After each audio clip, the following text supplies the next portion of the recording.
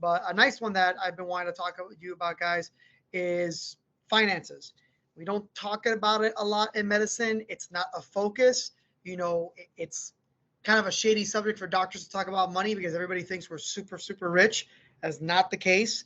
And it's something that is very important to talk about because while we are a very compassionate, specialty in terms of not just surgery but all of medicine, we gotta put food on the table and take care of our families.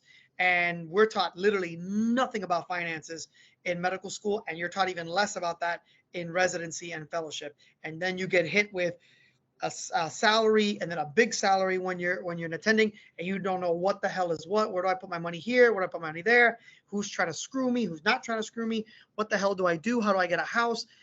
So literally, it essentially the equation is very simple. Doctors plus money equals stupid. Okay, I'm gonna try to help you kind of change that and get ahead of the game there. Okay, so what we're gonna talk about today is good money practices, resident salary and contracts, loan repayment, doctors' mortgages, hidden doctor benefits, mistakes to avoid, and attending contract traps and expectations. Okay. In my sharing mode, I don't see your guys' chat on the questions. If you guys have had 2 kids during residency, currently now 3. Okay. So in terms of squeezing every penny, I had to do that. I made very dumb mistakes because you're not taught about anything, which I'm going to try to help you avoid. Since all that and educating myself about finances, I've read a lot of books about it, specifically for doctors. I have a awesome financial advisor who's like has the soul and heart of a teacher, which is phenomenal, and has taught me so much about freaking finance that I never would have thought. By and no means necessary. I have a finance degree, not a financial advisor, not an economist. Even though the ones that the White House hire, I should be one because they spend too much money. That's another topic. Okay. My resources are life. Obviously, life is the best educator. Mistakes, you learn from your failures, you learn from your mistakes. I love The White Coat Investor. Great book. It's a little outdated because it was written a while ago. I heard he is making a new one that's a little bit more adjusted. I'm a huge fan of David Ramsey. The guy just makes freaking financial sense. Whether you agree with everything he says or a little bit of what he says, you can have disagreements, but the guy knows his stuff. Both have changed my financial life, and I wish I read their books before med school, during med school. I wish I read this guy in high school. So good money practices, budget, budget, budget. You have to learn how to live on a budget. And it's very dangerous where you guys are because it's hard to work a budget where you guys are as med student because you're dependent on loans. So loans, you don't see loans the same way as your own hard-earned money. It's very easy to splurge in medical school, but you got to resist that because once you go into residency, it's your money. There is no, oh, I could just get more money. No, that option's gone. Okay. I mean, it's there with severe consequences, but that option is no longer there. So you got to give a purpose to every dollar. Okay. If going out to eat is $300 a month, I ain't spending more than that. Well, I'm going to try to limit that to save some more money. Learn to live below your means. One advantage I would say that Ross has over the U.S. med students, and I'm giving this talk actually to the med school that my hospital is associated with, which is Florida FIU down here in Miami. Is with you guys moving around a lot for different rotations, you're built a little tougher. You're built to understand where you spend your money, where you don't spend your money, better than most U.S. med schools that stay in one place the entire time. So that's not a bad. It's an annoying thing, and you may end up spending a good bit of money, but you'll understand how to budget. Debt will always enslave you, no matter what, no matter how you look at debt. Okay, you are slave to the lender. That's even in the Bible. Okay, so even back then there was debt. Okay, and people took advantage of people who owe and will always do for the foreseeable future. Be careful with credit cards and personal loans. Okay, I will talk about them a little bit later, but if you don't know how to use them correctly, they are traps, and they are traps specifically meant for struggling, financially unsteady people Look no further than med students and residents. Okay. Credit card companies see us and go cha-ching. Okay. Always try to pay something towards your student loans, even when you are in this stage of the game where you're not really making an income. Try to pay something, because I'll explain it why a little bit later. So resident salary, okay? Congrats, you've matched, you get a contract, you get paid. Yay, okay? But you don't get paid a lot, okay? You get paid more than you think, all right? It makes it sound bad when you try to place a dollar per hour amount of what you work. Then it makes you a little bit depressed and you kind of feel jealous of the bag boy at Publix or Walmart. Okay, so on average, the starting resident salary as of 2022 was 62,000 a year. So I put 6,200. Sorry, 62,000 for the year. It slightly goes up as you advance. For example, the chief resident surgery is around 71,000 per year. Remember, this is pre-tax. When you look at these numbers, for the majority of numbers that you will look up, it's pre-tax. So when you break it down, you're getting around, $2,100 every 2 weeks, depending on your state. Okay. Obviously, states with their own state income tax, like the Northeast, the Midwest, things like that, you're going to be closer to that 2,100. Whereas Florida, Texas, Tennessee, the states that don't have a state income tax, you'll probably get an extra couple $100 every 2 weeks added back to your paycheck. In surgery, you'll hear moonlighting a lot during residency. Very, very few surgery programs will let you moonlight. The problem is with moonlighting counts towards your duty hours. In surgery, you're going to be maxed out your duty hours on a regular basis. But if you do find some moonlighting opportunities, they will cover anywhere from $65 to $125 per hour. Again, remember, pre-taxed. Okay. But I'm going to go back to budgeting. You got to be very meticulous with your money. You guys have a lot of debt and have a lot of expenses. Okay. Not so much of your lavish lifestyle, but test, boards, preparation for tests. Those are all expensive and they all add up. Okay. Also, you got to think about your retirement. And you got to remember one thing about retirement is you guys are behind your peers when it comes to retiring. For example, your buddy in high school who decided to become a plumber, if he did everything right and he's financially savvy, he's been putting money away for retirement since he was 18, 19 years old. You are 30, 28, 27, 32 when you finally start making attending money, because you're not going to have that much money to budget for retirement as a resident. You can do it. And actually, some residencies do offer a 401k program for their residents. If you have the budget to invest in it a little bit, I would, because that's at least something, because you could always transfer it over into your hospital 401k. You can roll it over for no fees whatsoever. So a sample of a budget. This is just a sample budget. This is something I did towards the end of my residency, and what kind of looked like. Okay, so rent, mortgage, $1,000, gas, insurance, food, utilities, entertainment, going out, clothes, miscellaneous, retirement, life insurance.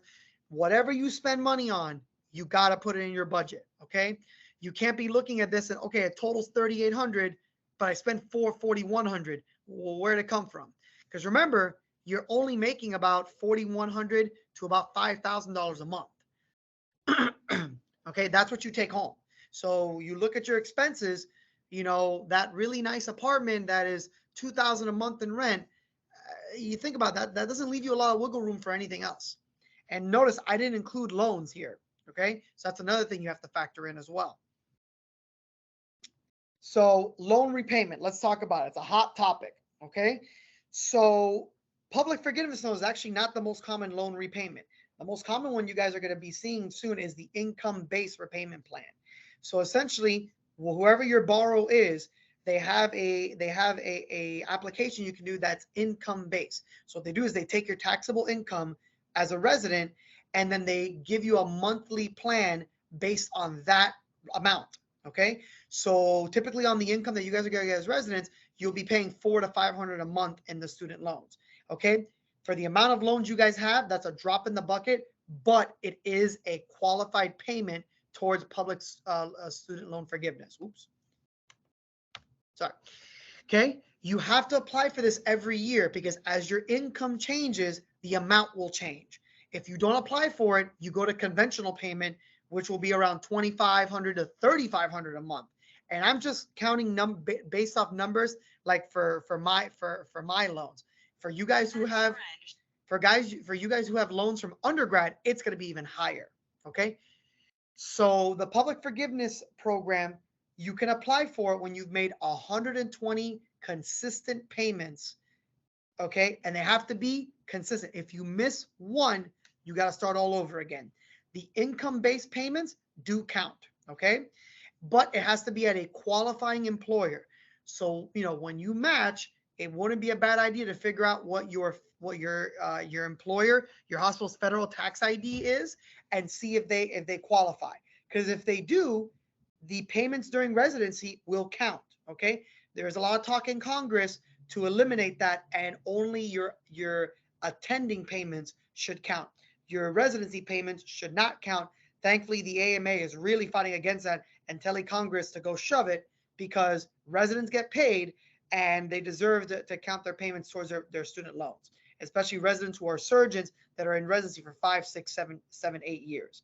So hopefully the AMA stands its ground to Congress and gets, flips them the bird, and hopefully that does not happen. Definitely the American Surgery Society definitely told them off big time when they brought this up, because absolutely not.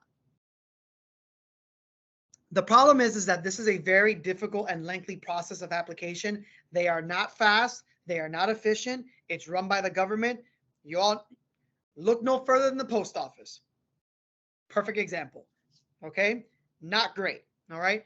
And the first time they ran through this, 99% of the applicants were denied, whether it be on paperwork not submitted correctly, a payment was missed and that didn't count, so it completely destroyed your application. So there are doctors that have gotten their student loans forgiven. However, it's not a lot. Okay. Doctors loans. Okay. So there are doctor loan programs out there for mortgages, and if you know how to do them right, they actually are very beneficial. Because the problem is that when you guys go for a mortgage, you have a lot of debt. So your debt to income ratio is so skewed that most mortgages on a traditional mortgage will never give you a mortgage. Or if they do, they're going to give you a ridiculous interest rate. Here, when they do that, they take that debt out of the equation so that your interest rate is to the general public. The nice thing is that you don't need a big down payment. They usually there are no down payment programs, and there's also minimal down payment programs of 3 to 5%. The nice thing about it, what I really like about the doctor loans, is that they don't make you pay PMI. What PMI is, primary mortgage insurance. It's essentially an insurance that the bank takes out, that if you default on the loan, they're covered. However, you have to pay for the insurance. These are for people that do not pay a down payment less than 20%. So the nice thing about these loans is that they eliminate PMI even with your minimal down payment, which is nice because it saves you about $100 to $300 a month in this ridiculous insurance that benefits the banks, gives you no protection whatsoever, but you foot the bill. Yes, banks suck. Yes, they do. Okay. Usually, the one thing I don't like about doctor's loans is that it's usually an adjustable interest rate. I'm not a fan of adjustable interest rate, because if the interest rate is good, I want to lock it in. Okay. Because adjustable is beneficial if the interest rate goes down. What if it goes up? And it has been going up lately. So fixed interest rate is always the way to go. Some banks will give you a doctor's loan with fixed interest. When I bought my townhouse in residency, I used a doctor's loan through Bank of America, and it was a fixed interest rate. So that I did like about that. You can use it only as a purchase for a primary home, and it's usually only one time per bank. Okay. So like, for example, if I want to get a mortgage for my next house, my next primary residence, I can't use Bank of America for the same loan. Okay. Also, it is not applicable for 15-year mortgages. It is only for 30-year mortgages. Hidden doctor benefits are usually very hospital specific. So if you are part of a big hospital system, you can have access to gaming events, discounts to gaming events, gym membership discounts, or actually free. Like my gym is free through my hospital. You can also get discounts of all the sponsors of the hospital. So if a sponsor of a hospital is, I don't know, the YMCA, you may get a free membership to them. So you have to kind of look into that, where it is. And even as a resident, you guys have benefits. Remember, when you're a resident, you're a hospital employee. So whatever benefit is offered to a nurse, a doctor, you have access to it as well. You just have to look for it. Okay. So definitely take advantage of it. If you get, the Starbucks that's in the hospital, if you get 50% off discount showing your badge, man, show your badge. Okay.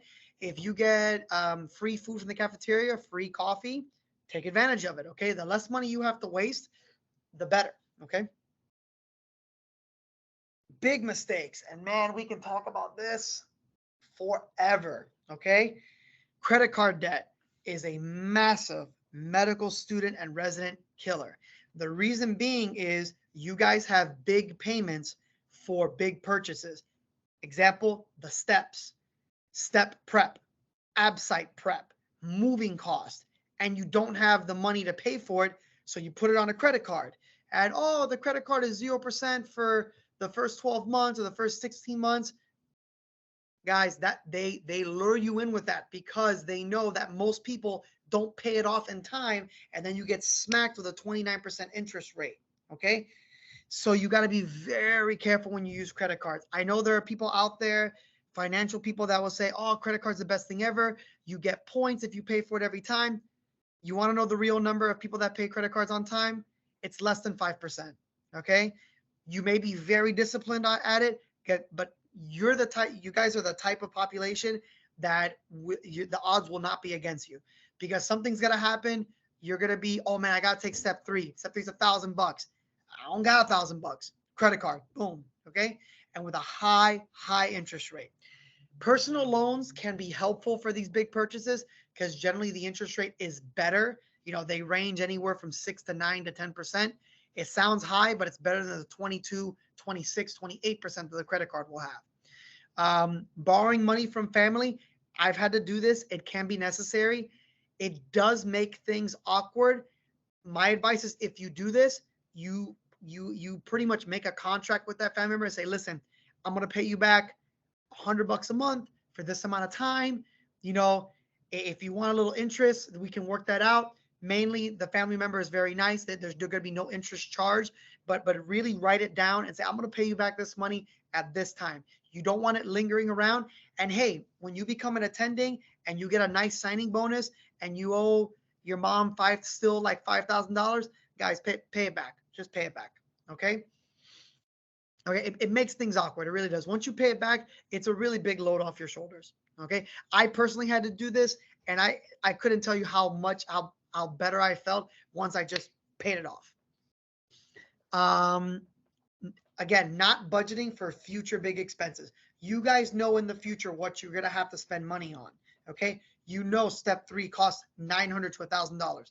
Start putting money away. Put $100 a month away, $50 a month away, pile it up, and that way you can pay for it cash. Okay. All right. It will make your life a lot easier. Okay. But here's a big problem that people have as a resident. Oh, I got a salary now. They buy the attending car as a resident. You don't need a $900 car payment right now as a resident. Hell, I'm an attending. I don't want a $900 car payment. Okay. So be smart with your money. Okay. Don't, for some of you guys, this is the biggest paycheck you'll ever get as a resident, because some of you guys have gone college, med school, resident, nothing in between. Okay. So you don't know what like a paycheck is, and then you'll see the taxes that come out of it and you'll cry. Okay. Another big scam that we fall into, guys, is debt consolidation. I personally fell into this because, during, with 2 kids, during residency, daycare, school costs a lot of money. I had to put things on credit cards, and debt consolidation sounded like a great idea. Hey, we take all your debt, give you one low monthly payment, and then we pay off all these credit cards for you. Bull crap. What they end up doing is they pocket your money and they let it build up, and then 6, 7, 8 months later, then they can go to their credit card company and say, hey, my client's defaulted like for 6 months. That $6,000 they owe on the credit card, how about we give you $2,000 using your own money? You can do that yourself. Okay. And all it does is just hurt your credit score. Okay. The other thing of other debt consolidation where they pay you 1 month and they pay their credit cards, you're just shifting interest around. Okay. Biggest scam. These people are absolute scum of the earth attorneys that do this to take advantage of people. Do not give into it. I in total paid like $3,500 to these people. We'll never get that money back. Okay. Don't do it. Don't do it. If you're behind on a credit card, guys, or a personal loan, call the bank, call the credit card company and say, listen, I can't make the minimum payment, but I can do $50 a month. Most of them will take something. Okay. A big one for me is not shopping around. If you have kids during residency or have kids going into residency, shop around for childcare. Daycare is insanely expensive in some places. Okay. You don't always have to go for the super nice daycare. Shop around and look at your hospital to see if they have a daycare. My hospital in Connecticut had a great daycare that was very cheap for employees. The problem is it got booked months in advance. Like essentially the waiting list was longer than my wife's pregnancy. Okay. Like literally you had to book your spot with your ultrasound. Okay. It was insane. But if you got in, it was incredible. It was a great place. It was only $300 a month. That is unheard of for a nice daycare. All right. So finally, some money. You're an attending contract. Yes. Okay. So what is the average starting salary for an attending? Now, granted, guys, this is starting salary, your first contract out of residency or fellowship. The average starting salary for a general surgeon is $225,000 to $300,000.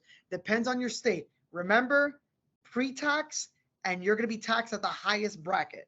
Okay, which sucks. So that nice $300,000, you're only gonna keep about 68 to 70% of it. Okay, depending on what state you are in. All right. Yeah, taxes suck. I know. Okay. But now what type of contracts are out there? Okay. There are hospital employed, private practice, and group practice. And I'm going to talk a little bit about each of them. Okay. I honestly, we can have a whole discussion on hospital employee versus private practice. That would be hours long. Okay. But I'm going to try to make it quick and dirty for you guys. Okay. Hospital employee, what are the pros? Okay.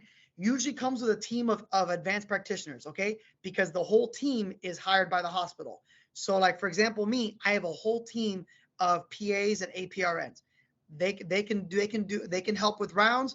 They do 90% of my notes. They come to the operating room to help me assist. It's an awesome system. I love it. Okay. And the nice thing is you have a leg up on the private practitioners because you're hospital employed. The hospital is going to give you the benefit over a private practice guy.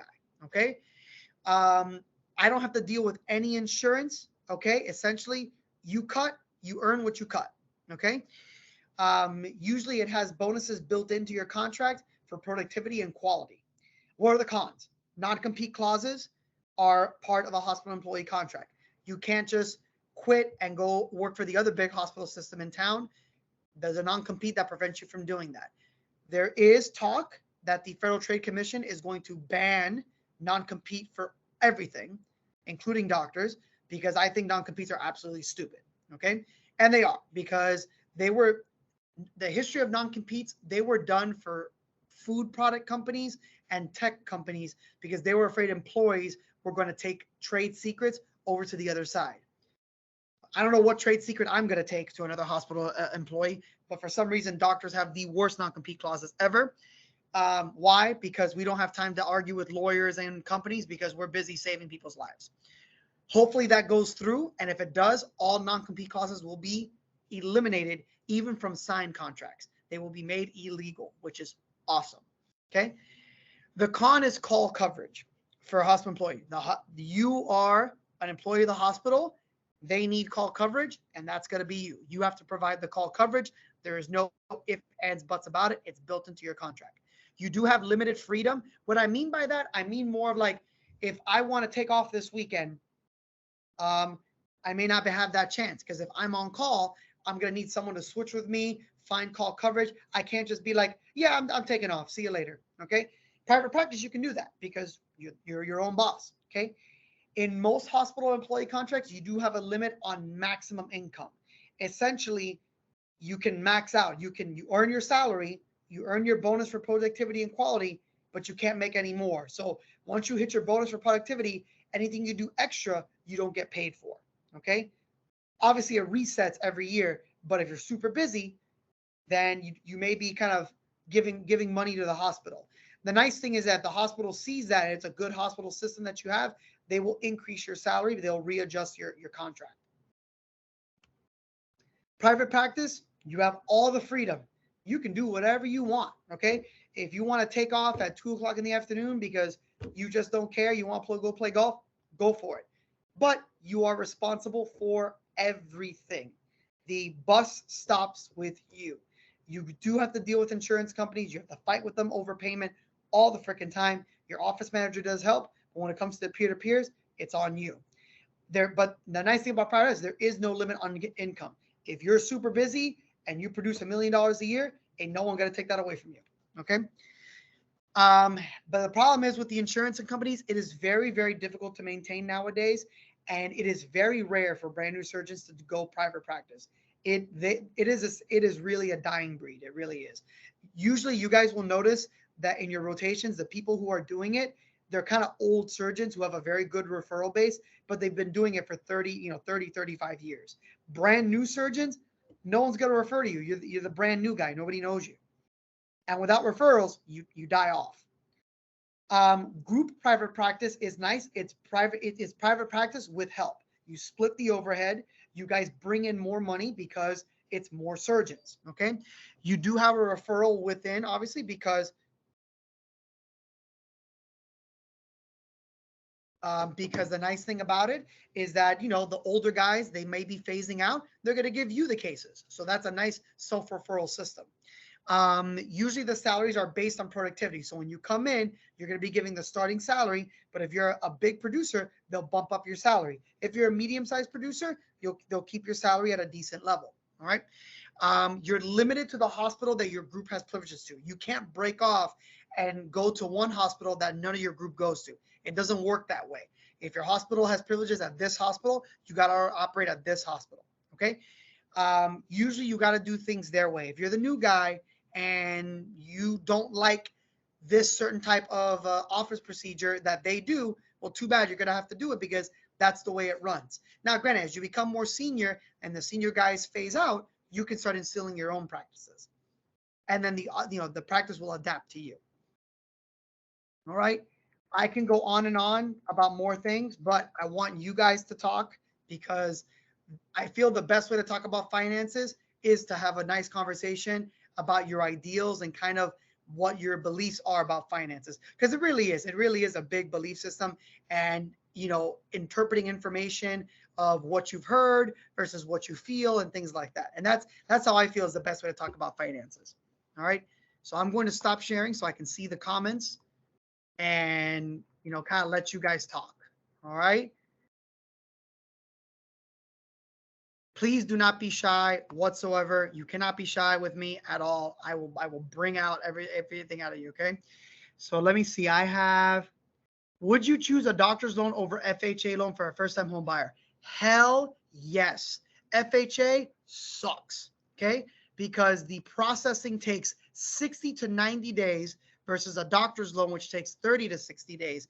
FHA, you will have to pay PMI, and most competitive sellers do not take FHA because the processing takes too long. Okay. So I think the doctor, especially if you can get a doctor's loan that's fixed, which there are options out there, get it. 100% get it. Okay. But the key thing is you need to have good credit. So getting messed up with credit cards, guys, will really hurt you with a doctor's loan, because really the banks do take kind of a little bit risk with you. Okay.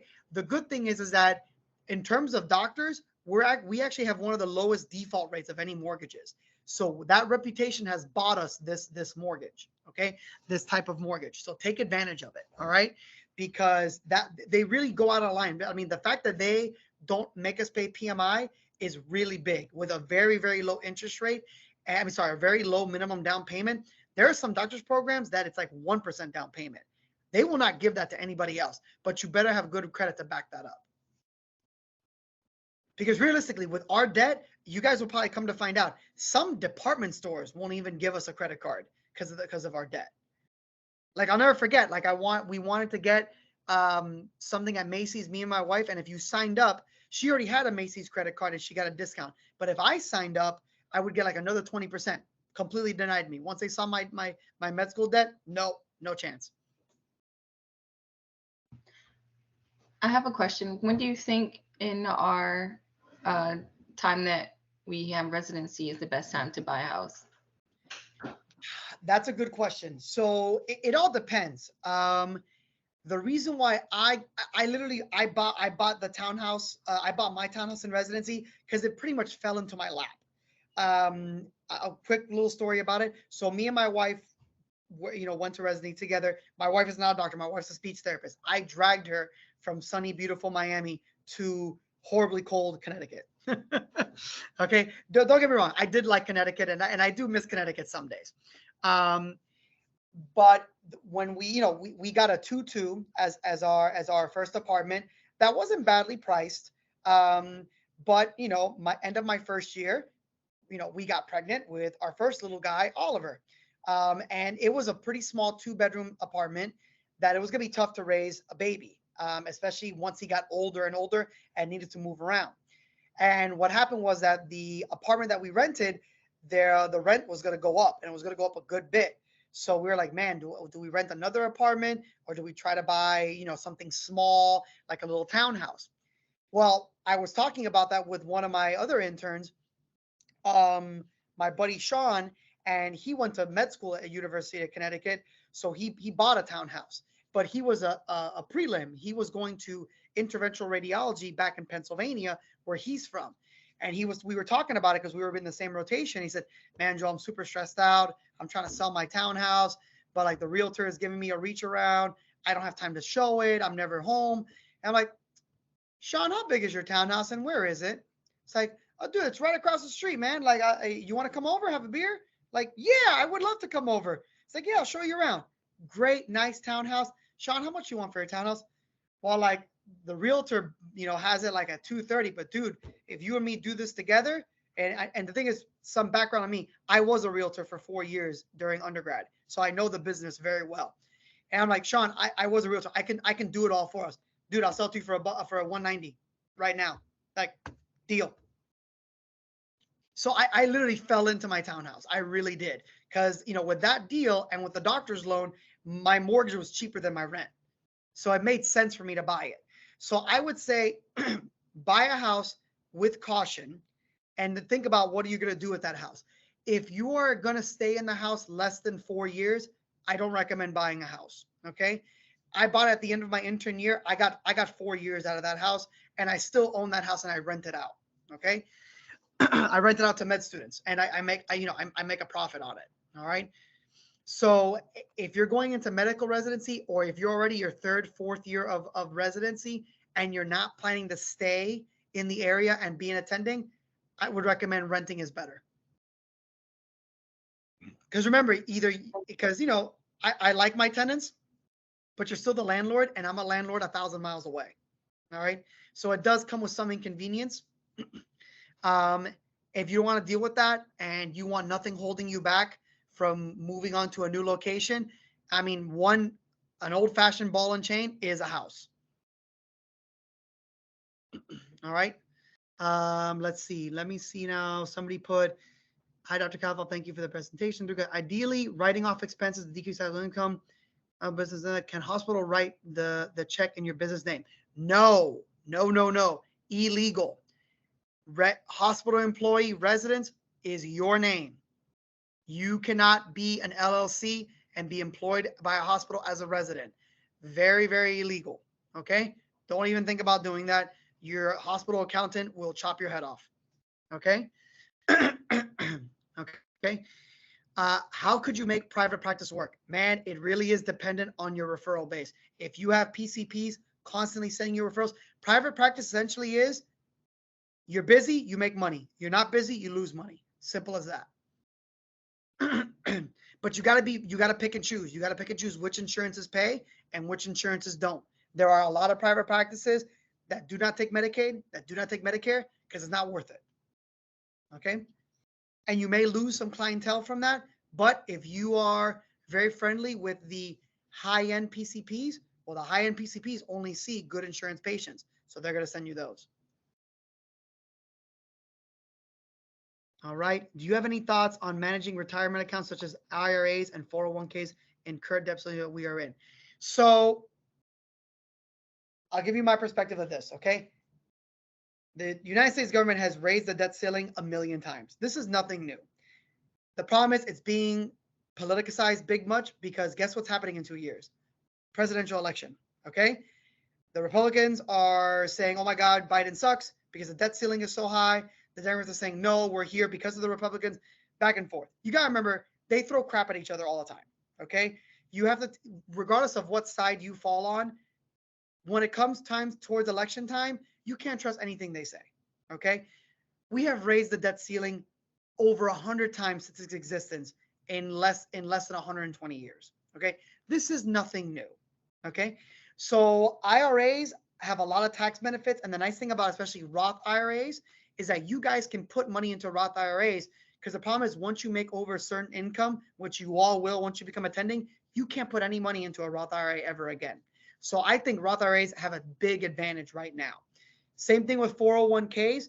You know, the market is down right now, but guys, the market in the entire history of the market does this. But if you look at the overall curve, it's this.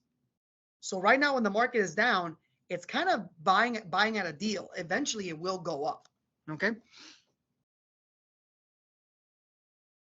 All right. Does the hospital match? Yes, it does. They do. Most hospitals don't offer a match Roth IRA, but they do match your 401k, and it's usually at about 2-3% clip. Okay.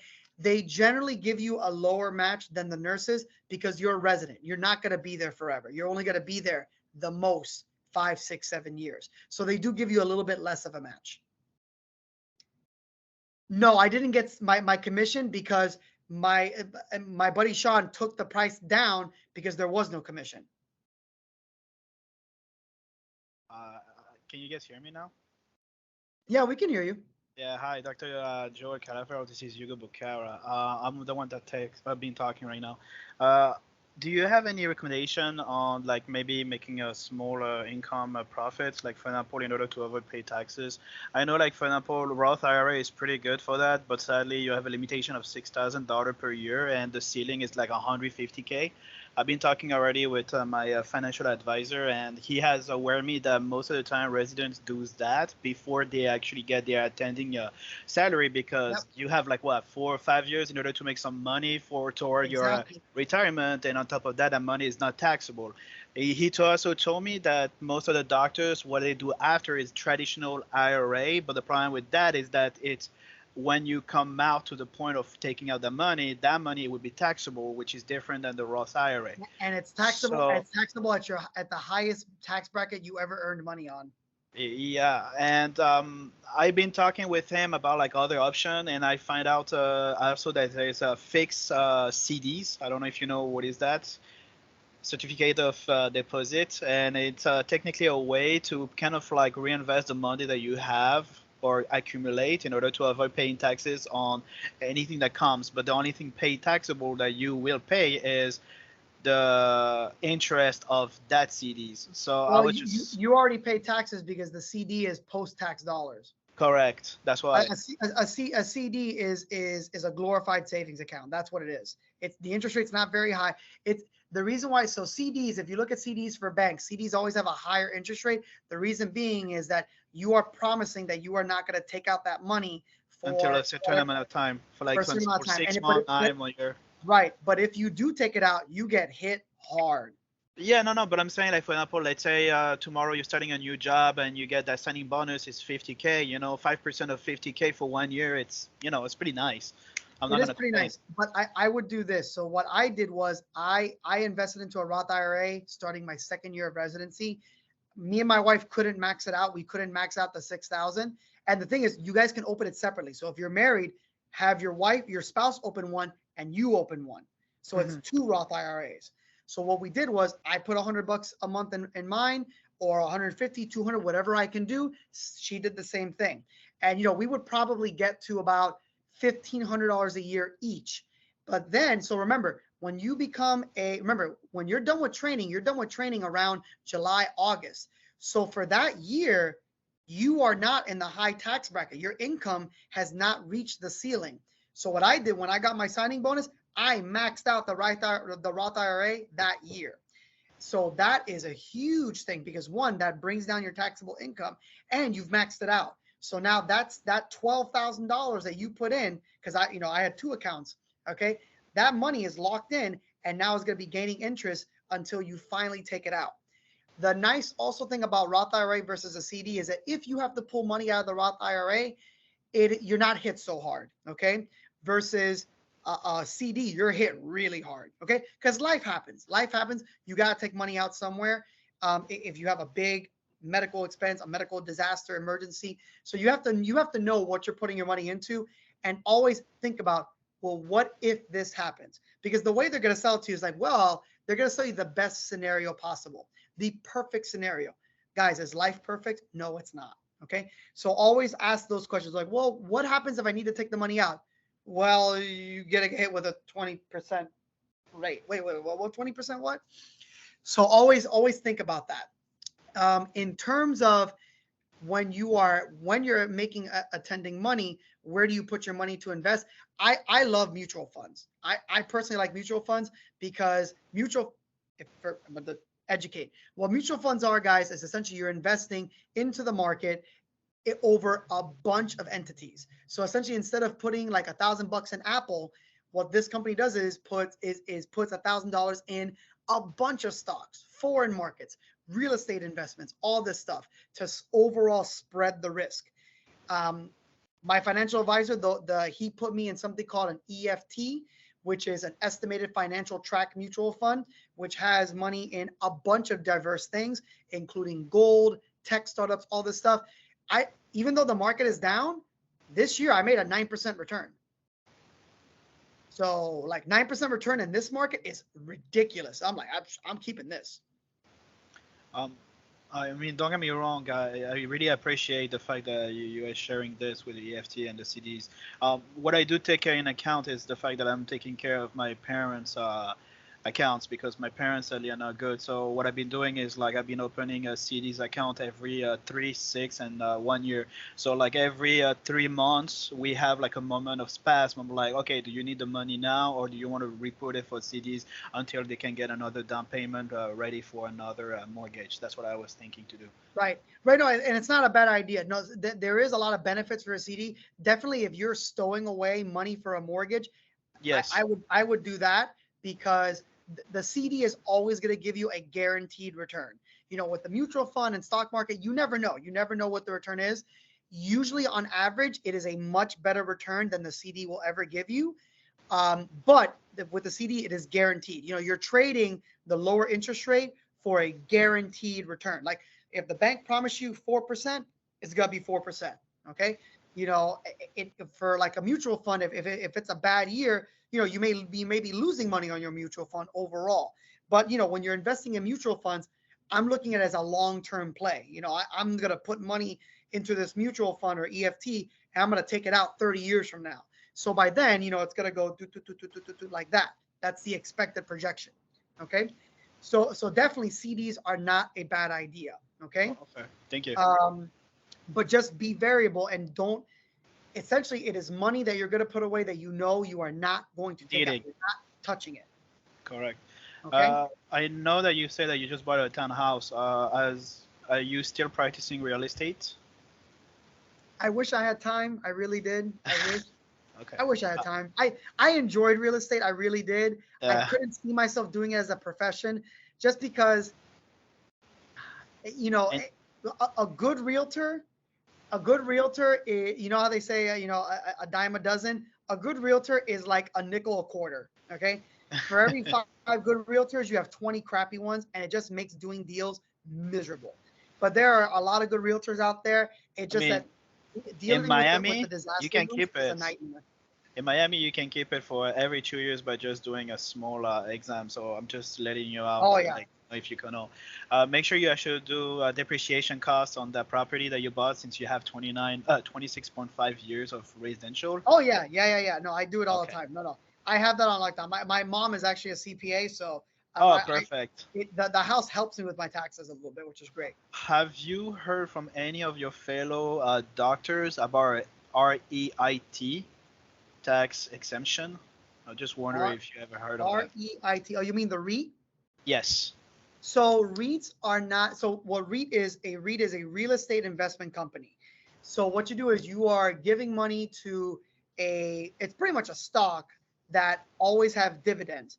Just be careful with the dividends because when you pull the money out, you will pay a hefty capital gains tax. Okay. Thank you so Because much. it's because it's a capital gain. It Yeah. is a Yeah. capital gain. Thank you.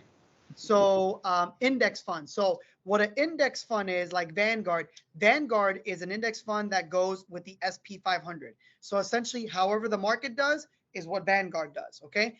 The nice thing about that is that it spreads out your risk. So like if Apple tanked by 200 bucks one day, it's not going to hurt you that much because it's what the overall market did. So if Apple tanked but the overall market made 50 bucks, you made 50 bucks.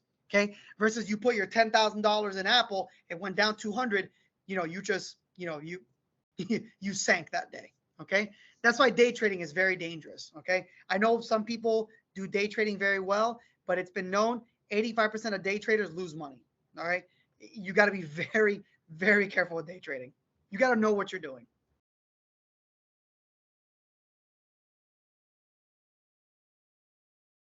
Hi, Dr. Calafell. This is Joanna Watson. I was wanting to find out if tying up your assets that you might have during residency is advisable, into a trust is advisable during residency, or should we wait until we become an attending just to kind of protect ourselves from like malpractice claims, so on and so forth?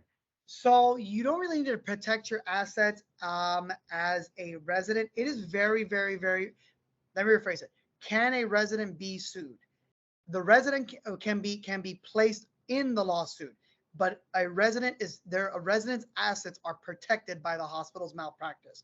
Remember, when you become a resident at a hospital, you are under their malpractice plan, and you're protected in a unique way that your assets are not touched. Okay, because you don't really have any assets. So that's one benefit of a resident has. Now, can a resident be named on a lawsuit? Yes, they can. Um, and it sucks because literally a patient can sue a doctor for anything. Okay, even though if the case gets thrown out, it's still on record and you have to report it every time you apply for a license or anything like that. It's annoying, but it does happen. Okay. Somebody put a question touch about malpractice. So when you become a hospital employee, you are covered under the hospital malpractice plan. So I, for example, do not pay malpractice insurance like through my pocket. I'm sure it's taken out of my potential salary or things like that because we pay for it as a pool. And then they represent you during any malpractice thing. In terms of your assets, you are protected because the hospital will take care of it. As a private practice, though, there is liability because then you got to pay your own malpractice and definitely your assets are available.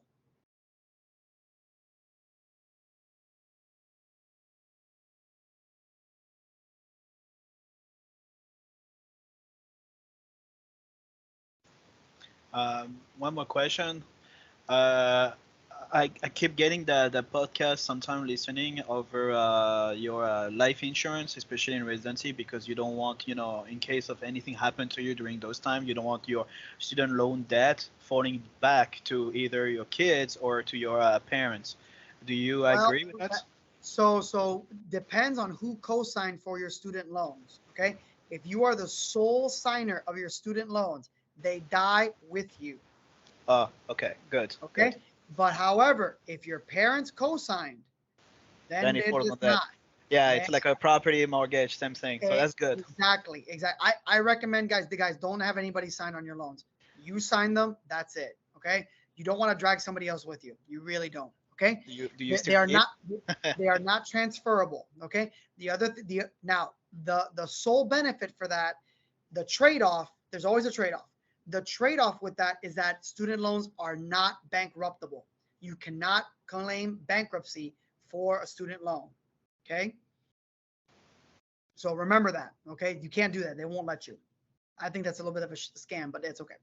And then you had, you had another question. So life insurance is a big deal. You guys, if you can and can afford it, pick up a life insurance policy now, because the thing is, you will get the best rate now. For the most part, you guys are all healthy and you're young. And always, to me, term life insurance. Get a term life insurance policy, because you can grow with the company, because you're young and healthy.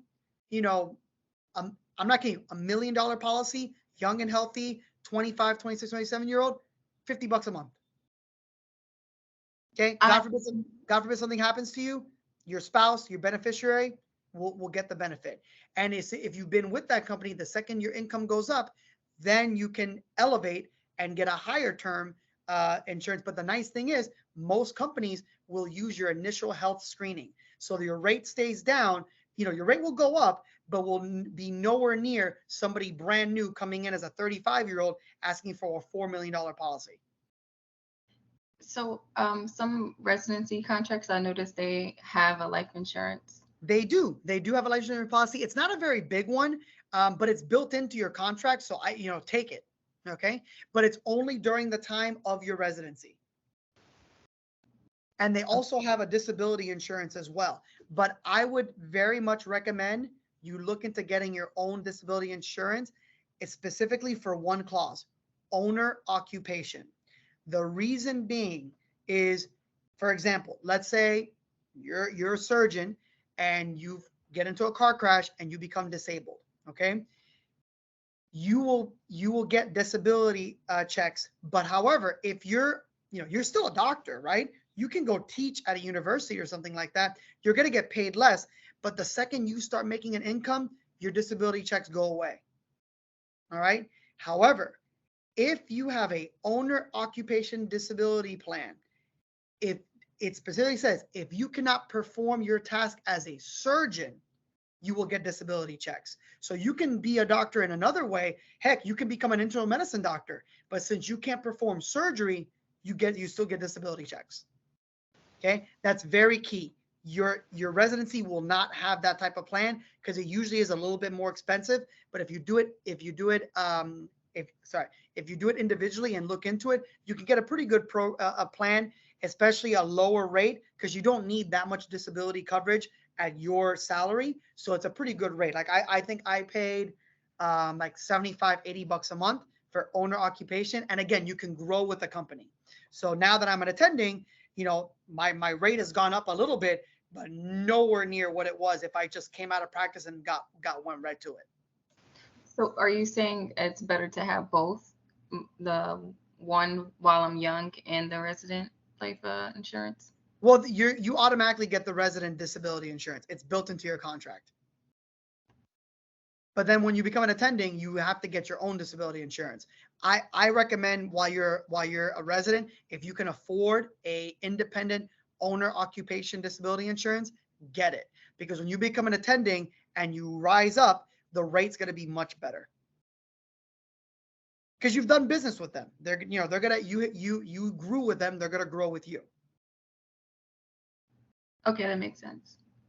So somebody put in, so universal life insurance policy. So that is total life insurance. I have discussions of total versus term life insurance with my financial advisor all the time. We have like nice debates over a nice beer over it, because when you really break down total life insurance. So let me explain life insurance. So what term life insurance is very basic. Here's a policy that states, if you die within this many years, if you die before the age of 65, for God knows whatever reason, your beneficiary is gonna get $4 million, and you pay me this much a month. That's it. Okay, simple as that. By the end of your policy, you hit 66, you don't stop paying us, you don't get the policy. Yes, whatever money you gave us is now gone. Okay, it's ours because we covered you, and that's it.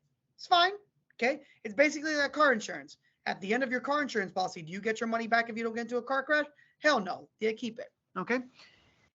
Typically, term life insurance is way, way, way cheaper than total life insurance, because what happens is when you pay for total life insurance, what they do is it is a term life insurance policy with an extra cash benefit that they take that extra cash and they put it essentially into a money market account that builds interest. So at the end of your term, whatever cash value that has created, you get at the end.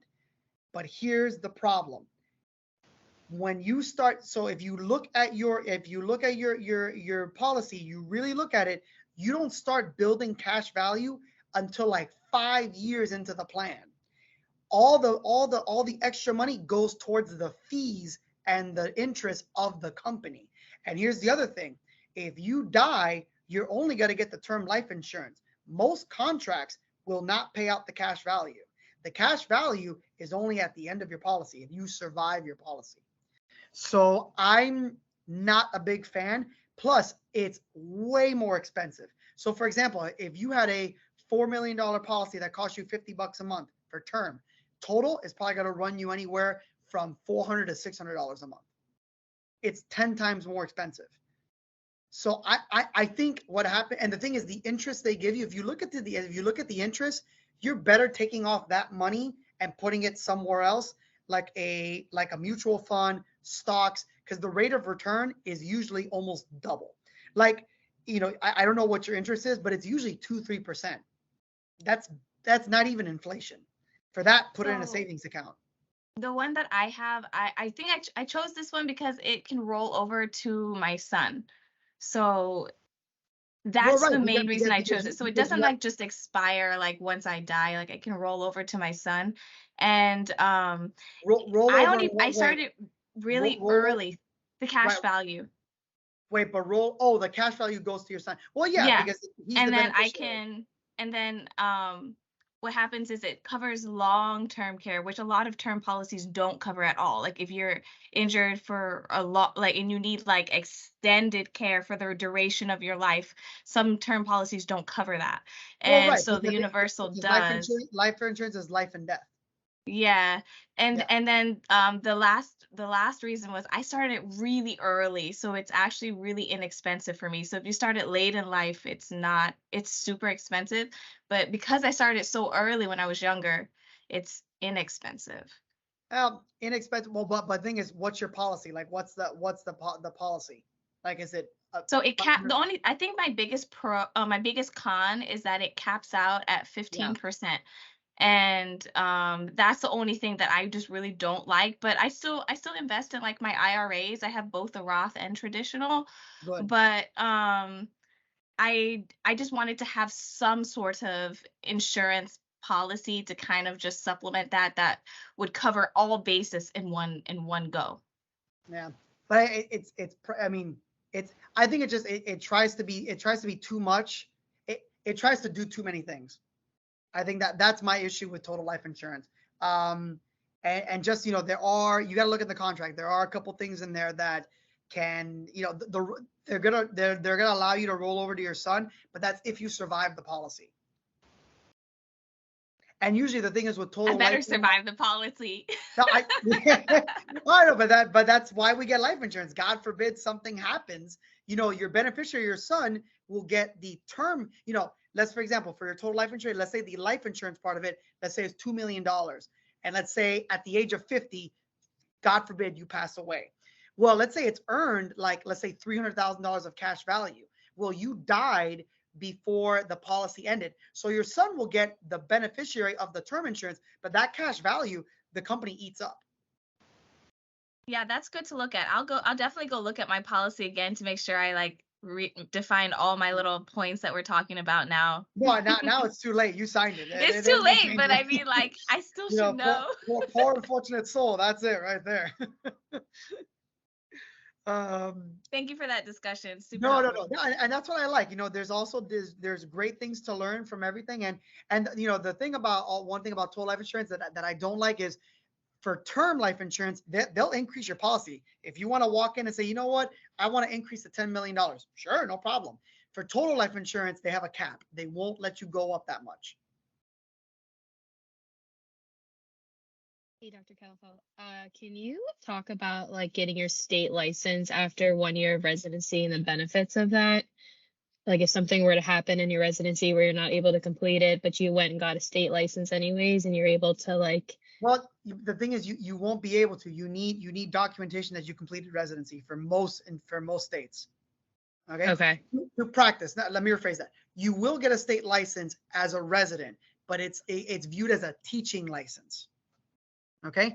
And then if you're going to stay in that state, it automatically turns into an attending medical license, which is nice because you don't have to apply, reapply, pay for a fee, all that stuff. It's kind of done for you, which is nice.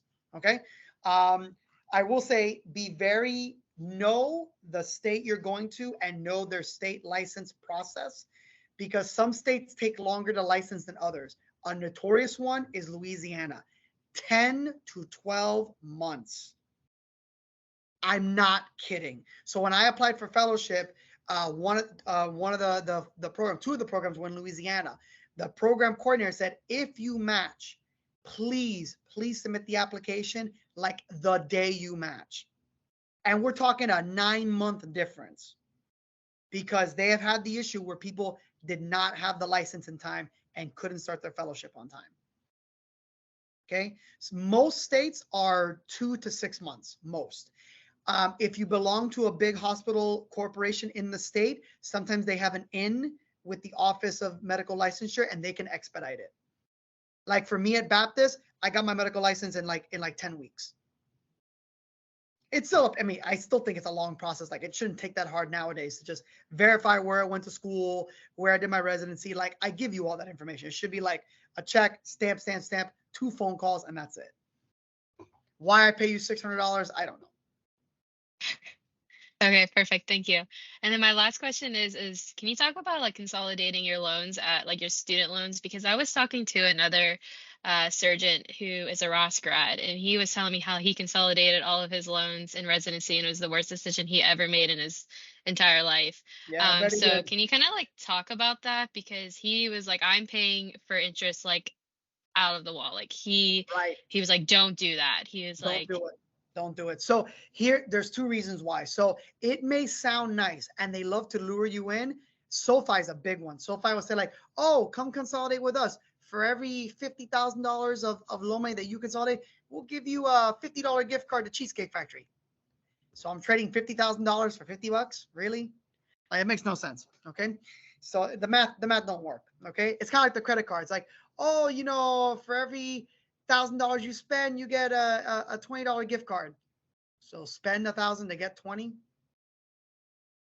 Yeah, when you say it like that, it sounds stupid. But when it shows up and pops up all flashy, it's like, oh yeah, if I'm gonna spend the money anyways, I may as well get a $20 gift card. Hook, line, sinker. Okay, you end up like the fish on my wall. Okay.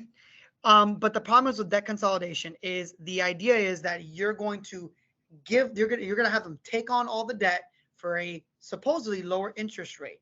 What they tell you is that interest rate is adjustable. So if the interest rates go up, that goes up, and it might even be higher than your federal interest rate.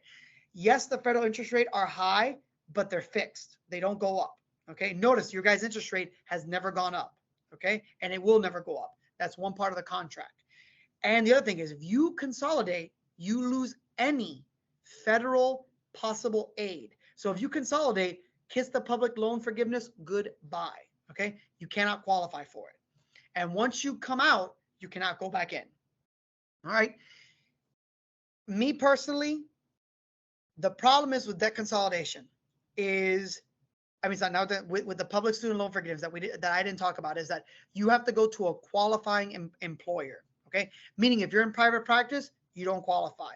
If you're in a group private practice, you don't qualify. If you're in a hospital employed group like I am, if your hospital qualifies, you do qualify. Okay. But not all hospitals do. It's usually a hospital program that serves, undervalued areas. So likely you may be paid less. Okay. But at the same time, I think about it like, well, if I get paid $50,000 less a year for 10 years, that's $500,000. Well, shit, I could have paid off my loans by my, if I would have taken the higher paying job, I could have just paid off the loans myself and faster. So I'm budgeting to pay off my loans. If I have it right, my loans are going to be paid off in 2 years. Okay. I'm not going to wait 10 years. I'm not. Okay. It doesn't make sense. I want to, and it helps. Like so I came into attendingship at $375,000 worth of debt. I'm down to 250 already. And I've been attending for barely a year and 9 months. Okay. Because, the salary goes up. My productivity bonus at my work is very nice. If you're very busy, which I'm a very busy boy because I'm a black cloud, I get everything. Okay. So I use that to my advantage. I put a huge chunk of my bonus and just took a hammer to my student loans. And this is the time to do it because right now there's no interest right now. I have no interest building. That eventually is going to end for you guys. So you don't get that benefit. I mean, who knows if Biden's numbers look so bad, he may continue to kick the can down the road, but eventually Sally Mae is going to want her money. Okay. So if you guys haven't been putting money towards your loans, man, try to put some money towards your loans now, guys, because it's all going towards the principal right now. You have no interest right now. That's unheard of. Take advantage of it. Okay. And sadly, people haven't. People switched out their $500 student loan for a $500 car payment. But guess what? Eventually that student loan is going to come back. I have one last question, Dr. Calafell. I'm sorry if I'm taking too much. No, not at all, man. I like this type of talk. When I was working as a scribe in the hospital, I've been hearing a lot about like red flags toward like the contract or the hospital contract. I noticed that in your presentation you say that you have made a lot of mistakes, which is kind of like a life experience. Could you give us like some type of like example or life experience that you have sadly experienced as a mistake for us to know? Well, mistake what in terms of like an attending contract? I mean, like any type of red flags that you should avoid in a hospital whenever they try to get you with a contract, like they try to fish you. For resident salary, it's usually pretty built in and pretty fair. I mean, you're a resident. Who cares about your non-compete clause? And there is none. Guess what? Where are you gonna go? You're a resident. The thing is with residents, you bring value to the hospital, but the hospital doesn't see it that way. Okay, like nobody shows up to the hospital to see that one wonderful chief resident to get operated on. As an attending, that's different. You are bringing patients into the hospital because the patients are coming to see you, and you're the one doing the surgery, ordering the scans, all that stuff. You're the one providing care. The residents are supplement. Okay. Which is why and you're learning, which is why you get paid way less as a resident. I mean, you guys saw the starting salaries. It's a huge difference. Okay. So I will tell you for now, where they try to get you is the hospital contracts. So you have to read your hospital contract very, very, very well. Okay. If you have a friend, a family member who is a contract attorney, use them. Okay. It's well worth the money that they're going to charge you. If it's a friend, that's awesome. Sometimes your hospital will pay for an attorney, and most hospitals are fair. It is a independent attorney, and they will cover most of the costs to kind of fight themselves. It's kind of weird. Okay. But it's a tremendous benefit to have a contract lawyer look at that thing. The biggest one is the non-compete clause. Some hospitals have a non-compete clause that is ridiculous. For example, in my hospital system, my biggest pet peeve about the contract was the non-compete. The non-compete essentially said you cannot work within 30 miles of any entity that is owned by the hospital. Well, that pretty much puts me out of Dade, Broward, and Monroe County. I would have to move my entire family, and it would be for 2 years. So there's no way I can commute anywhere within the tri-state county of Southern Florida because my hospital system owns hospitals throughout the tri-state area of South Florida. Dade, Monroe, and Broward. So I told my contractor, I'm not signing this with this non-compete. So he changed it to you can't work within 5 miles of the main hospitals where you work at now. So I thought that's fair. That's fine.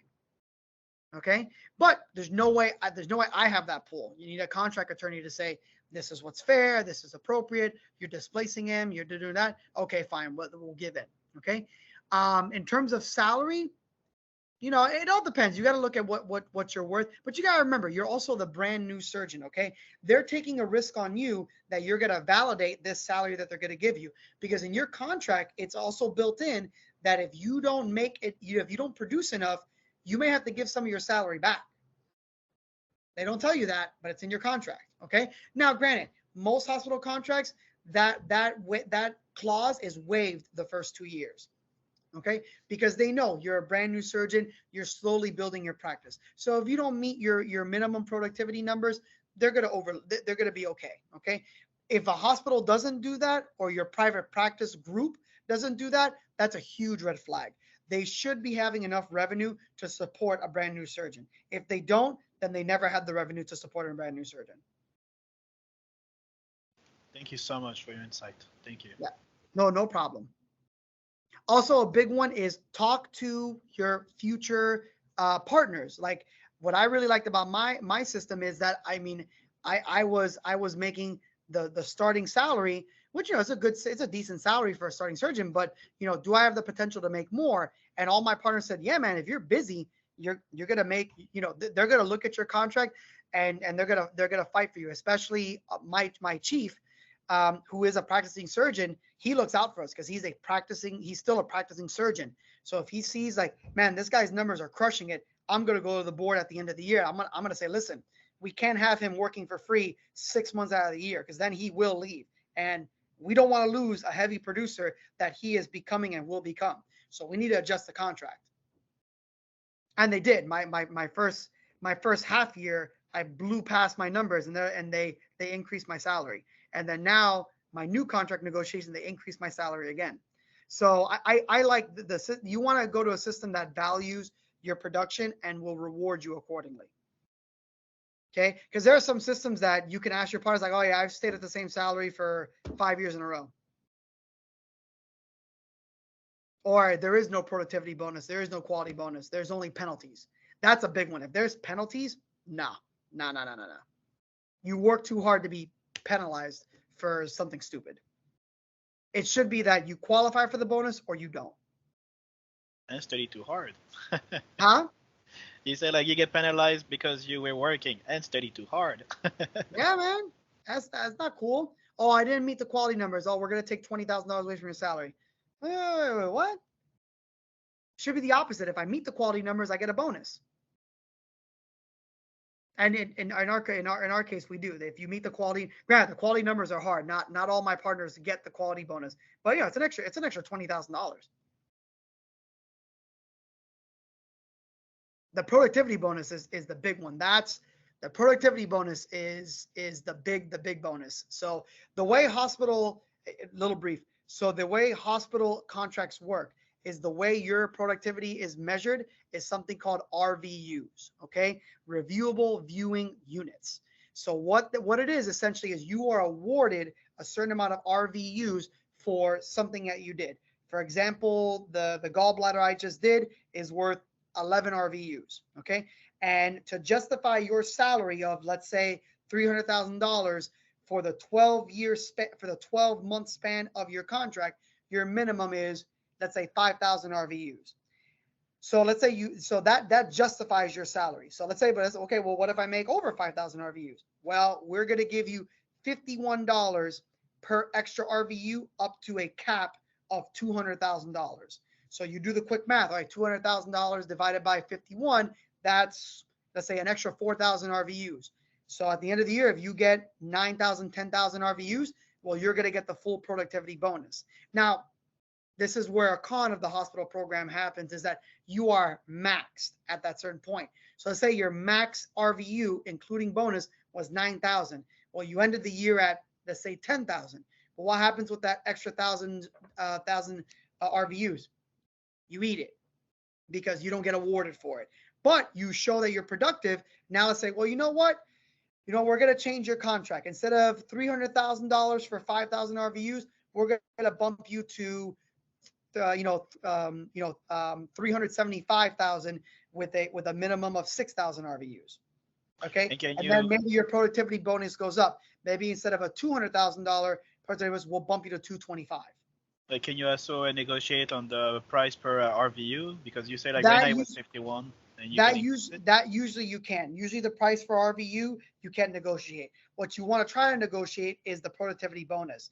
If you see what the numbers are and you say, listen, I'm gonna blast past those numbers. Okay, like my track record proves it. So how about instead of 225, how about we bump me like 250 productivity bonus or 260?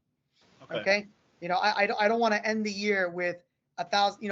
Ideally I don't mind giving the hospital 100 or 200 RVUs, but if I'm working for free, so usually hospital contracts are the fiscal year. They start April 1st, they end March 31st.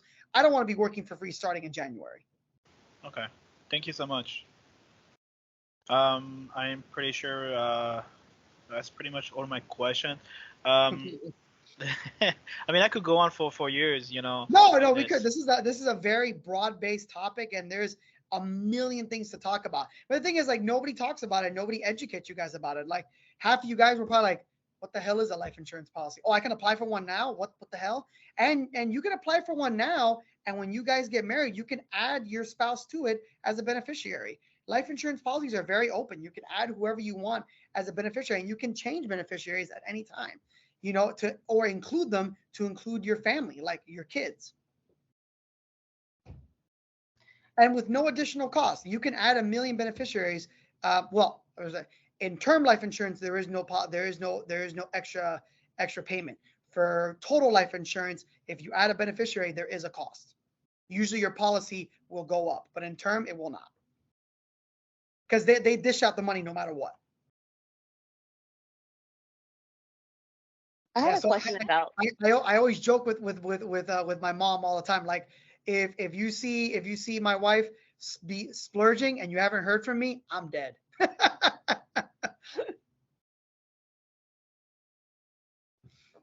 I had a question about the productivity. So say you start off, you're young, you have a lot of energy, your productivity is really high, say the first 15 years of your career, and then you decide to slow down. Do they decide to renegotiate your contract? Because would they keep you at like the 350? How does that work?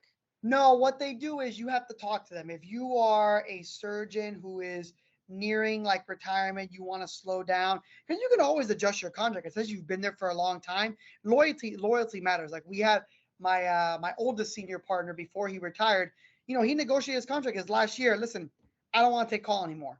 Like, okay, and we can work that out. Your salary is going to come down, because your RVUs are going to come down, because you take less call, you're not going to be doing emergent cases, so your RVUs will go down. He's like, I get that, but looking at the numbers, my last 3 or 4 years, 80% of my RVUs have been outpatient surgery, like patients that see me in the office. It's like, okay, we'll bring your salary down to this to meet this minimum RVU. And if you go over, we'll readjust your productivity balance, because you have to. The thing with the hospital is that your salary is also justified by the call coverage. If you're no longer providing the call coverage, they have to bring your salary down. Okay, but you're nearing retirement. Okay. Yeah, but yeah, contracts are always negotiable. They always are. Got it. And especially you don't want to burn out a good general old surgeon, because they provide a lot of value to the younger surgeons. Man, if you're in a bad case, and man, this laparoscopic case is going awful, I may have to open. I haven't opened one of these in a long time. Hey, Dr. So-and-so, can you come in and help me out? I was like, hell yeah, open surgery? Yeah, right. Screw all this robotic crap. My oldest senior partner, love the guy, Dr. Villegas, like, love the guy. He really liked working with me because his colostomy reversals, he's an old surgeon. He's like 77 years old. It's like, man, I've never really done these laparoscopic or robotic. And it's like, here, Vegas, why don't I jump into the case with you and I can try my best doing it laparoscopic and robotic. And, the patients do a lot better. I did 3 of them with them. The patients were out of the hospital like post-op day 3. It's like, damn, Joel, these patients would stay like 8, 9, 10 days. They're out of the hospital in 3 days with no pain. Like, laparoscopic surgery. Hey, you're with me the rest of the time, Joel. You're good people. You're good people. But it's good because the families of those patients see that, and when Dr. Villegas goes away, guess where those patients go to? They go to me.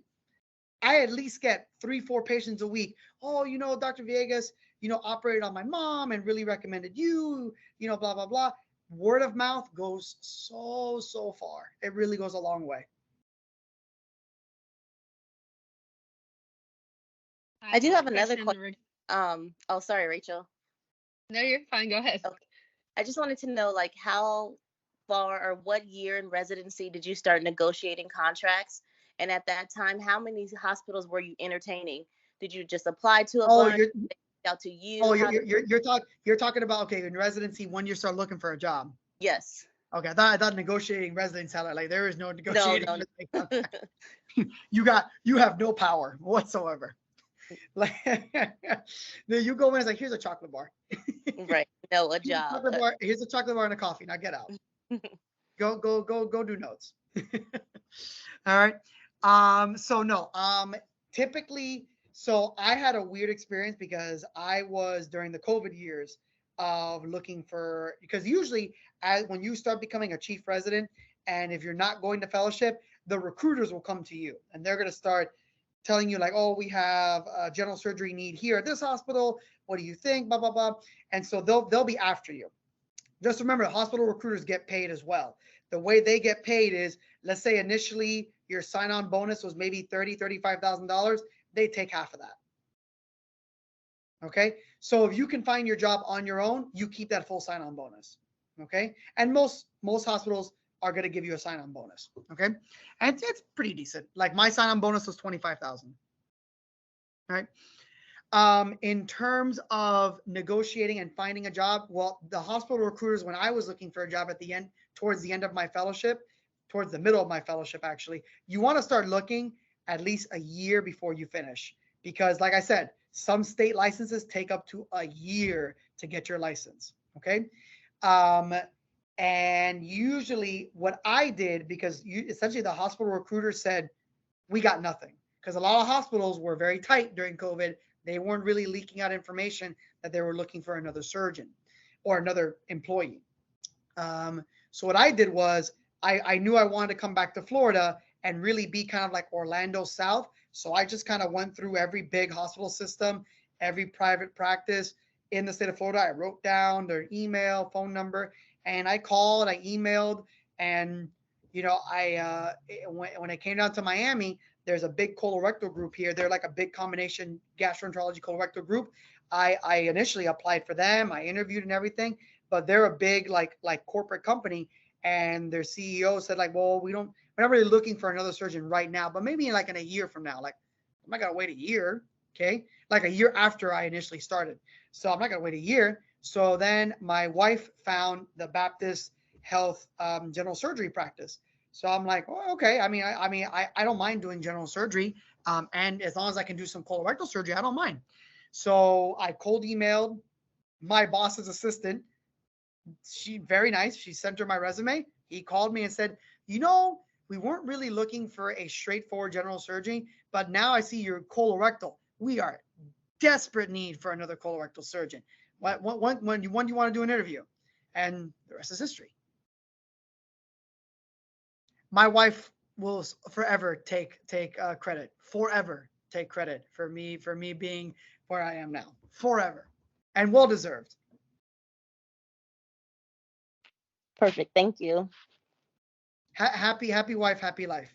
You can either be right or be happy. Choose wisely. You can't be both. Very true. So my question was, I know like you're a general surgeon, colorectal surgeon, so you really kind of only know like as far as like how much they make, but do you know how much other specialty make? And Yeah. I ask this because like I tell people I'm interested in like a burn fellowship, critical care, and they're like, well, there's no money in that. They're like, there's only money in like minimally invasive endoscopy, and I'm like, well, I'm not interested in that, as of right now. Doesn't mean it's Right. won't change, but I was like, so I don't know. I guess I'm like a little bit more confused on like I understand obviously like 2 So endoscopies like equal like 1 colonoscopy, but like I don't know. so My question is just like, could you yeah, no, tell me a I little can bit help you with more that. about that?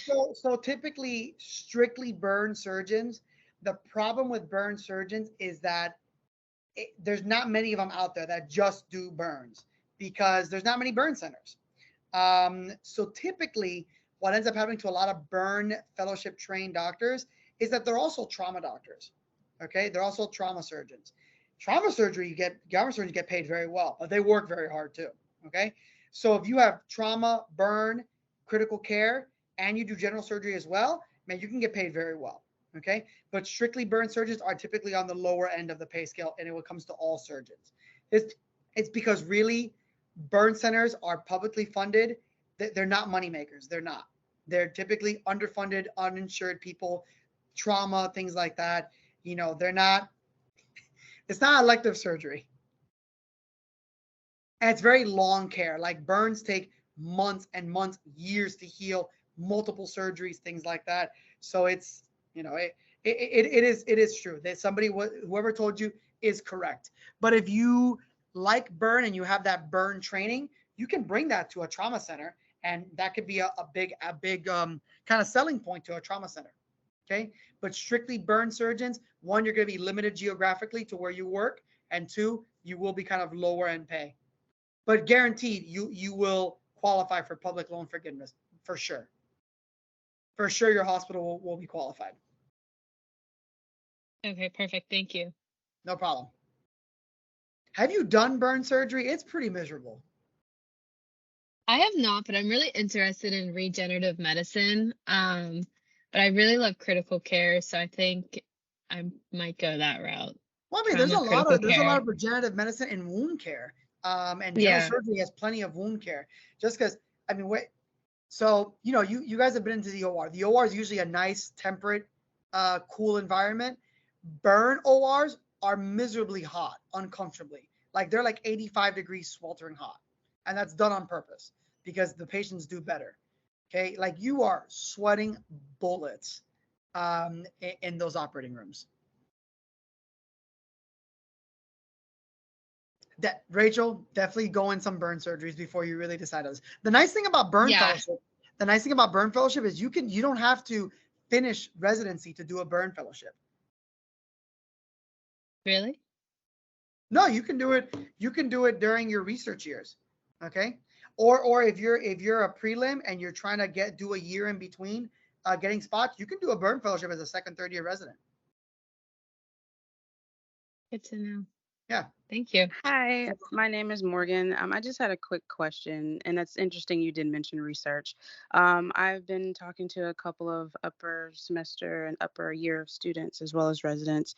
And my question is, when is the best time to do research, especially for surgery? My interest is neurosurgery, so I was just inquiring on when is the best time to start doing research. Why does everyone like neurosurgery? It's like the most Because it's boring. awesome. Have you done neurosurgery? Have you been involved in neurosurgery? Not hands-on, no. You can't say that then. Trust me. I was really interested in neurosurgery, and then I was actually in a neurosurgery case. It is so freaking boring. Bleed, blot, bleed, irrigate, bleed, stop, put the skull back on. That's it. Yeah. And the patients most of the time do freaking terrible. And the lifestyle is miserable. I mean, they get paid the most. Don't get me wrong. Neurosurgeons get paid probably the most, but I mean, like there is an old joke that how do you hide $1 from a neurosurgeon? You put it on their kid because they never see their kids. That's horrible. No, it's horrible, but like their lifestyle sucks. It's getting better because now they're involving more group mentality, but it's not in all hospitals. Sometimes like big hospitals will have like 2 neurosurgeons and that's it. Okay, so that's call every other night. So what I would say for, I'm sorry, I blanked out. What was your initial question? Oh, research. Okay. About So, research, so, yes. so when you're talking about, when did you research, during residency or during med school? Either or. So during med school, if you're going to apply for neurosurgery, you need to like have a full research year. Neurosurgery is one of the most competitive specialties in the country, and it has a very, very, very stigma towards foreign medical grad, international medical grads. The amount of IMGs and FMGs in neurosurgery residency is like 0.2%. The last time a Ross grad matched, for example, the last 10 years, we've had 2. Sorry, 3. Okay? One of them was my classmate who needed 2 years of research after graduation to even have a chance. So that's 2 years of lost attending income. Okay? Remember that. All right? So you need to have a lot of research if you're going to apply to neurosurgery to be competitive and on par with the US med students. So I would say the best time to do research is probably in between your 3rd and 4th year, or after your 4th year when you graduate. Because you're going to need like hands-on, heavy-duty research. And for usually I say for general surgery, we really don't care what research you do. We just want to know what you can do research. For neurosurgery, you better have neurosurgery research or neuroscience, something related to that. Perfect. Thank Because you. they're all going to have that. I would highly, highly, highly recommend you shadow a neurosurgeon. Make sure you really like it, okay? Because I'm telling you, the lifestyle is not for everybody. And I remember, totally agree. their residency is 7 to 8 years long. Yes, please. I totally agree. All right. Awesome. Thank you for that. So just, there's a lot of specialties out there that people are very much interested in, guys. If you're interested in something, do a rotation in it, shadow in it, okay? You don't want to apply for residency, get there, and like, wow, I hate this. So I highly, if you're going to go into one of the subspecialties of surgery, vascular, cardiothoracic, neuro, ortho, urology, all that stuff, please, please do a rotation in it, shadow in it, get some hands-on experience in it. Because it may look cool, you may like it, but then you actually doing it like, man, I really don't like it. Okay? One of my classmates was like hardcore, wanted to go urology. He did his rotation. It's like, dude, I'm sick of looking at my own penis. Okay, like it was bad. He just couldn't. Like this is all I do. Like, this is everything I'm gonna do. Like my God, like everything. It's just one penis joke after another. Okay, you know, I know it is. No, I'm not kidding. It is true. He ended up becoming a.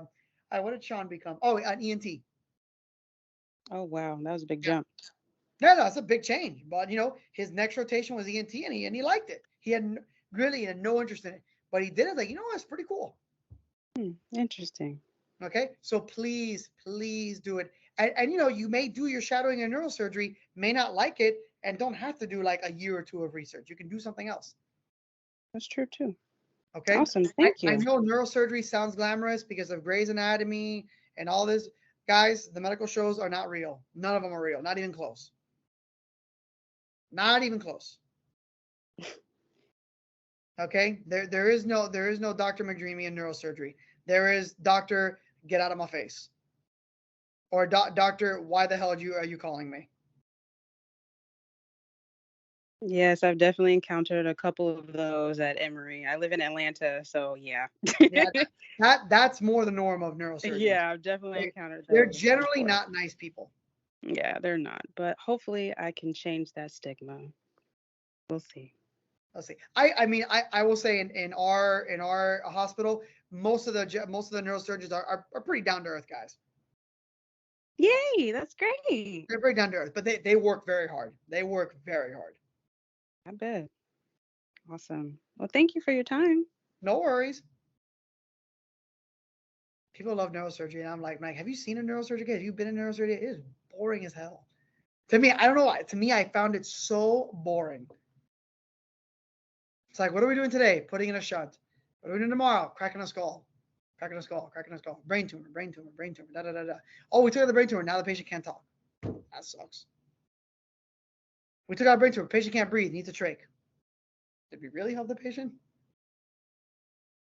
So, you know, you know, there are some good cases that, you know, brain tumor comes out, patient does well, you know, margins are good, patient's going to live a great normal life with no you know, impediments, no deficiencies, nothing.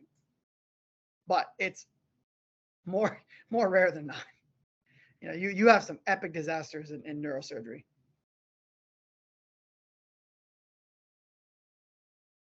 But it comes, obviously, you know, the high salary comes with it. So to put in perspective, so I gave you the numbers for a starting neurosurgeon, 225, 300. Starting neurosurgeon is more closer to 425 to 560. That's starting. But they can make close upwards of $800,000, $900,000 a year. Yeah, that's true. I've done that money research or salary research, but I don't think it's worth the money, honestly. I mean, if you like it, hey, if you like it, it's what you like. But Yeah. you know, man, it's tough. It's tough. Yeah. You guys remember, it's like I know we talked about this, and this is kind of a debatable issue, and people don't like us talking about money and things like that because they think we're overpaid and all this crap. But at the same time, you gotta remember, you're not in it for the money. Like, you can do a lot of things to make a lot more money and work less hours. You know, we do this to enjoy it. Like, you know, it's 9:40. I'm still in the hospital talking to you guys. My cases are done, but I like doing this, and I enjoyed, you know, operating on those people that need surgery at 8, 9 o'clock at night. Yes. Okay, yeah, you know, Definitely have passion. yeah, you get tired and everything like that, but you gotta like it. You know, if you don't like it, it's like, oh God, if I see another appendix, I'm gonna vomit. Okay, you know, it's yeah, it's like that. I did have an additional question. As far as the research goes, do we have to do research with hospitals that are affiliated with Ross, or are No, we no, welcome to no. go anywhere? Any research, any research. If you get research at another hospital that they hire you as a research aide, that's completely fine. Awesome. Thank you. Ross is telling you that because they want credit for it. No, it's not Ross's research. It's your research.